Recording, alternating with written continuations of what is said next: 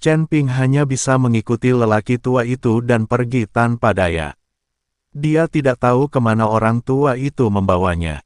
Chen Ping tiba-tiba merasa seperti ikan di talenan. Segera, mereka berhenti di sebuah rumah jerami yang bobrok. Total ada 3 rumah jerami, dan itu lebih buruk dari rumah anjing. Matahari bersinar melalui atap dan masuk ke dalam ruangan. Ketika saya masuk, saya melihat bahwa tempat itu bahkan lebih kumuh dan tidak manusiawi. Senior, kamu jangan bilang padaku, kamu tinggal di sini saja kan? Wajah Chen Ping sangat terkejut. Bagaimanapun, ini juga merupakan pola dewa leluhur dari Sekte Liang Yi. Belum lagi tinggal di istana yang megah, tapi setidaknya dia harus memiliki rumahnya sendiri. Apa arti rumah jerami ini? Bagaimanapun, ini juga merupakan pola dewa leluhur dari Sekte Liang Yi. Belum lagi tinggal di istana yang megah, tapi setidaknya dia harus memiliki rumahnya sendiri. Apa arti rumah jerami ini? Apakah Liang Yimen sangat miskin? Apa, menurutmu tempat ini terlalu kumuh? Bisa kuberitahukan padamu, para tetua di Liang Yimen. Pemilik pintu lama selalu memohon untuk datang dan tinggal bersamaku. Petik 2. Saya tidak akan membiarkan mereka datang. Di sini sangat damai bagi saya, dan tidak ada yang akan mengganggu saya saat saya berlatih. Kita semua adalah kultivator, tidak peduli dengan keadaan luar. Kata orang tua itu, tidak apa-apa jika Anda tidak peduli, tetapi Anda tidak boleh terlalu hancur. Chen Ping terdiam. Apakah kamu berencana mengizinkan aku berlatih di sini bersamamu? Chen Ping melihat ke rumah sederhana itu dan berkata, tidak, kamu berlatih di sini sendirian. Ada hal lain yang harus aku lakukan, jadi aku tidak punya waktu untuk tinggal di sini bersamamu. Kata orang tua itu. Ketika Chen Ping mendengar ini, dia menjadi cemas. Jika Anda menerima saya sebagai murid dan Anda tidak mengajari saya, tetapi biarkan saya tinggal di sini sendirian, apakah Anda menerima seorang murid? Jangan khawatir, karena aku menerimamu, aku pasti akan mengajarimu. Setelah lelaki tua itu selesai berbicara, dia mengeluarkan seekor tikus putih dari lengan bajunya dan mengelusnya dengan lembut. Dia menyentuhnya dan berkata, ajari adik juniormu dengan baik di sini.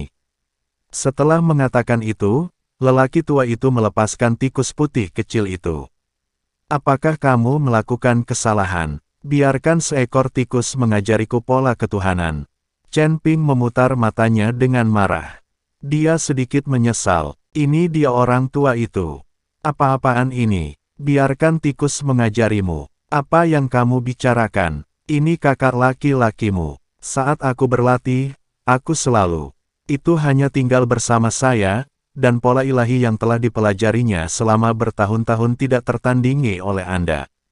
Petik 2. Setelah lelaki tua itu selesai berbicara, dia berkata kepada tikus putih kecil itu, pergi dan buat formasi di sekitar rumah.